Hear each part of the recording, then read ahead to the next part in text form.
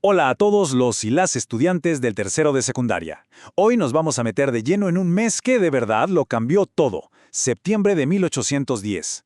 Piénsenlo, en solo 30 días no hubo una, sino dos revoluciones que encendieron la mecha de la independencia en Bolivia. A ver, vamos a descubrir cómo pasó todo.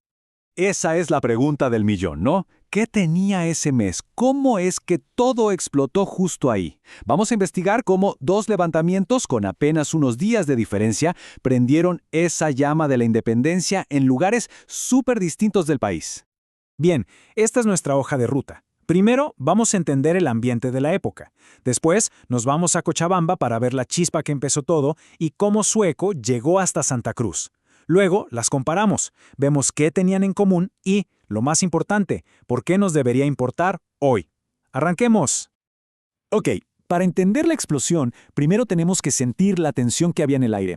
Las noticias de la Revolución de Mayo en Buenos Aires corrían como pólvora. Y claro, todas las provincias tenían que tomar partido, decidir de qué lado estaban. Y aquí es donde la cosa se pone tensa de verdad. Imagínense un tablero de ajedrez político.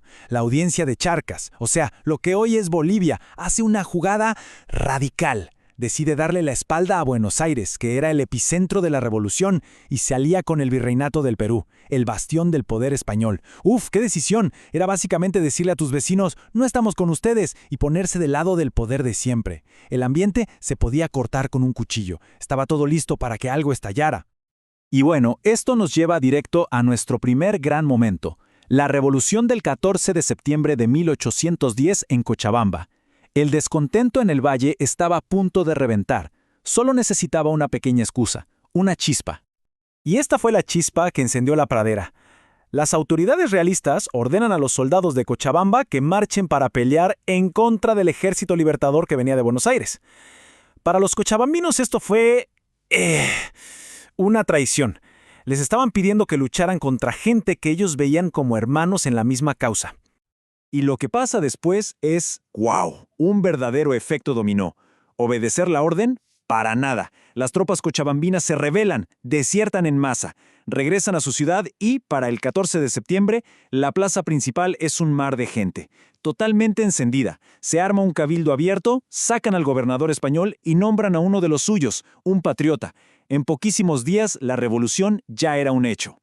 Y claro, de esta rebelión surgen figuras clave. Francisco de Rivero es el nuevo gobernador, sí, pero la verdadera fuerza motriz es Esteban Arce, un tipazo que logra algo increíble, unir a la gente de la ciudad con la del campo, creando un ejército popular que era imparable. El resultado final es súper claro y contundente. Cochabamba se declara, oficialmente, del lado de la independencia.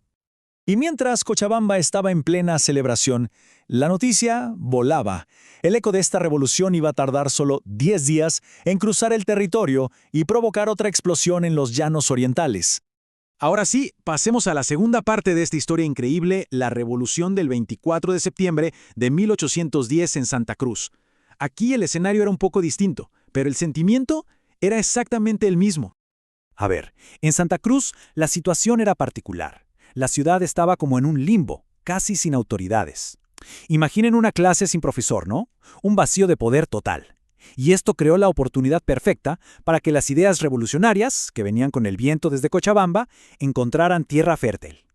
Y los cruceños, por supuesto, no dejaron pasar la oportunidad. El 24 de septiembre, con la inspiración de Cochabamba, fresquita, el pueblo se junta y presiona a las autoridades locales para que se unan a la causa de Buenos Aires. ¡Y lo consiguen! Forman su propia junta de gobierno ese mismísimo día.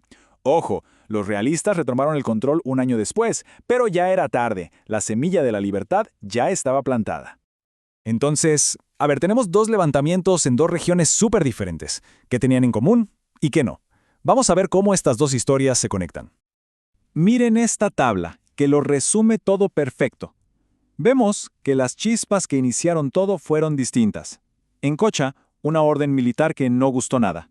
En Santa Cruz, la falta de autoridades. Los líderes también fueron otros. Pero lo más importante, lo crucial, está en esa última fila. El objetivo final era exactamente el mismo. Y aquí está la clave de todo el asunto.